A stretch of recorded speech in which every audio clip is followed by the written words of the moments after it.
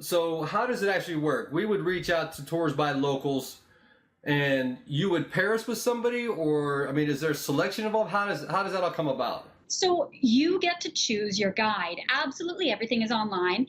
If if you're not comfortable online, people are welcome to call our office and we can provide a bit of a concierge service. But the way it's set up is that you would go to toursbylocals.com.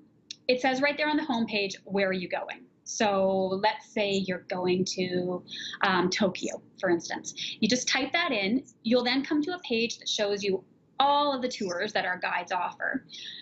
You can also then click Meet Our Guides, and you'll be taken to the page that shows, in Tokyo, I think there's around 12 guides. So you can read about all of these people. You can see their photos. You can read reviews that other travelers have left for them.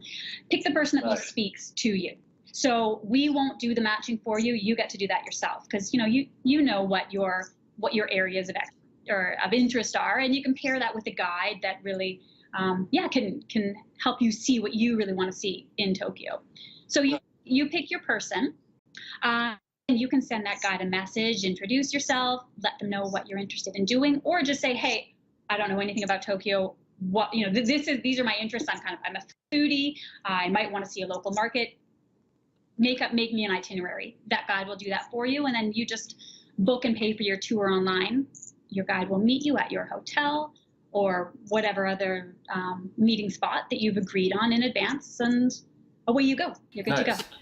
So how do you select? I mean, I'm sure you get people who submit to want to be a guide, but what is the criteria to become a guide, and how do you select a guide? Yeah, so and these days, because we've been around about 9 years now, we have around 2,000 guides on the site. We're only accepting about 1 in 10, 1 in 12 applications now. It is quite a rigorous process, because we want to make sure you're never rolling the dice with these people that you're connecting with, right? They are excellent. They're exceptional. So we have a team of recruiters, and their job is to either go out into the field if the destination calls for that, or do research through phone, through the internet. Anyone that we decide, whose application we decide to move ahead with, goes through a series of Skype interviews, much like what we're doing now.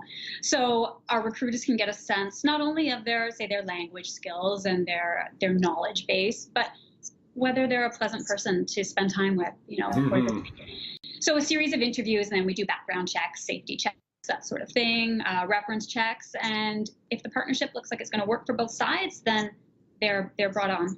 Nice. That's very cool.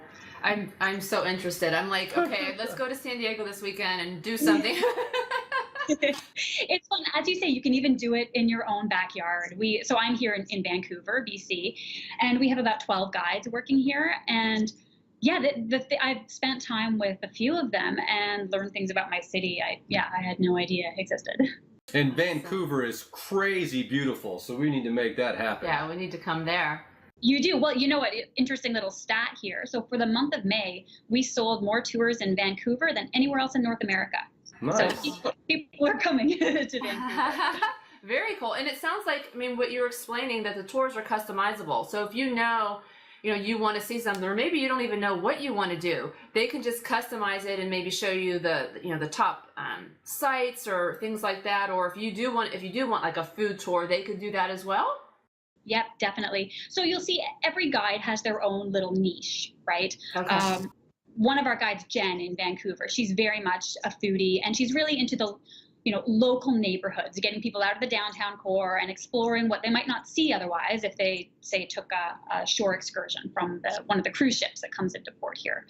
And then we get guides who do craft beer tours, and guides who do more standard sightseeing, who will take you in Vancouver. The big deal is Grouse Mountain and the Capilano Suspension Bridge. So depending on whether you want to only hit the highlights, or maybe only more off the beaten track, or just scatter it all together, a smattering of everything, the guides can accommodate for sure.